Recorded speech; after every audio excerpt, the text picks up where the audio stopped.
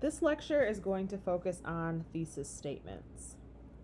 You will need a well-crafted thesis statement for the short essay that you will be completing.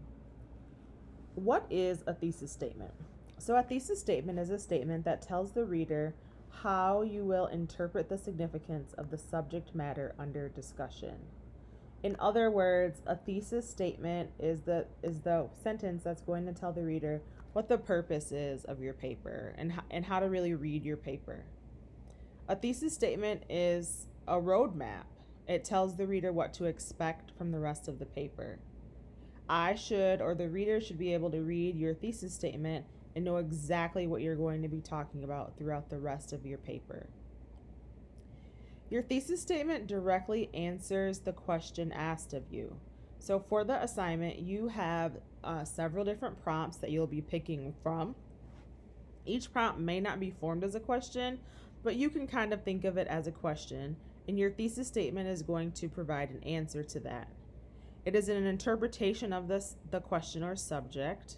For example, if the subject or topic of the essay was World War II or Moby Dick, a thesis must then offer a way to understand the war or the novel. A thesis makes a claim that others might dispute.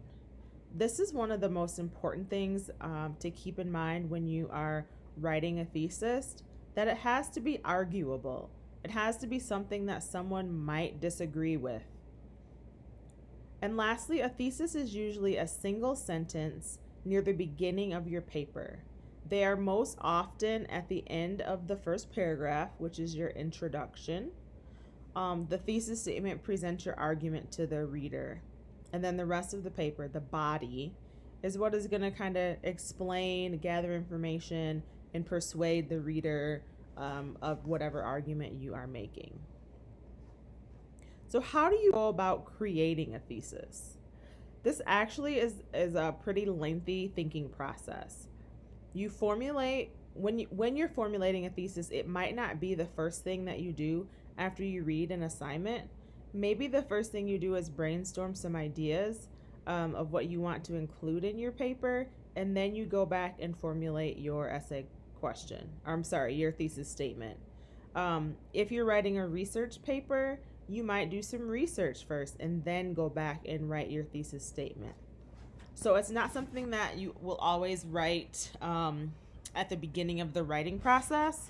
So I encourage you, as you're thinking about your thesis statements, to do some brainstorming on what ideas you plan on including in your short essay. And we kind of touched on number 3. Before you develop an argument on any topic, you have to collect and organize evidence. So you have to look at, what supporting details you're going to be including. That is going to help you develop and craft your thesis statement. And lastly, once you do this thinking, you'll probably have a working thesis. That means that it's a work in progress. It is something that you will go back to. It'll present a basic or main idea and an argument that you think you can support with evidence. But both of these are likely to need adjustment along the way. So after you submit your thesis this week, if you need to go back and revise it, that's fine. Just make sure that it is meeting the criteria, which we're going to look at next. So how do you know if you have a strong thesis? When reviewing your thesis, you should ask yourself the following questions. The first one, do you actually answer the question? Reread the prompt after constructing your thesis, and this is going to help you see if you're missing the focus of the question. Think about, have you taken a position that others might challenge or oppose? If your thesis simply states facts that no one would or even could disagree with, it's possible that you're providing a summary rather than making an argument. For example, if you had a thesis statement that just said the sky is blue, that's a fact. Nobody is going to argue or disagree with you. However, if you said something along the lines of my favorite days or the best days are the days when the sky is not blue, that's something someone could argue with, because they might think that the best days are, when it's sunny outside. So you want something that's going to be arguable, something that someone could disagree with. Does your thesis pass the so what test?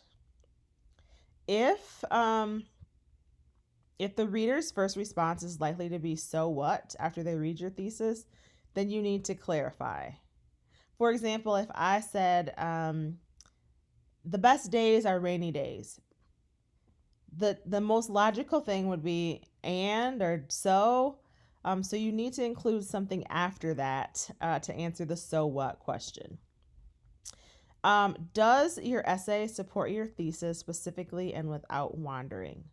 So a good way to check is to look at the rest of what you're writing. So look at the body of your essay and see if that lines up with your thesis statement. If they don't line up, then something needs to be adjusted. And then, does your thesis pass the how and why test? If the reader's first response is how or why, your thesis may be too open-ended and lack guidance for the reader. See what you can add to give the reader a better take on your position right from the beginning. Here's a simple formula that I like to present for people to craft a thesis statement. The formula is you take your position on a topic and then you add your reasons, and that is what gives you your thesis statement. So if we go back to the example that I just used about the sky or rainy days being the best days, that's my position. Rainy days are the best days. And then you would ask like, and or so what or why. That's going to give you your reasons. So I could say rainy days are the best days because it is usually cooler outside. You sleep better, and I love the smell of rain. So I put my position with my reasons, and now I have a working thesis statement. Here are some more examples. Cheerleading should be considered a sport. So that's someone's position, that's someone's opinion. Someone could argue that. But the reasons why: because it's athletically rigorous, requires physical training, and promotes competition. Put those together and you have a thesis statement. History should not be preserved using statues. That's my position. Many people might argue with me. My reasons: because they can be considered racist and cause division. So again, put my position with my reasons. I have a thesis statement. Another example: Anne Frank is a resilient woman that I consider a hero. That's my position.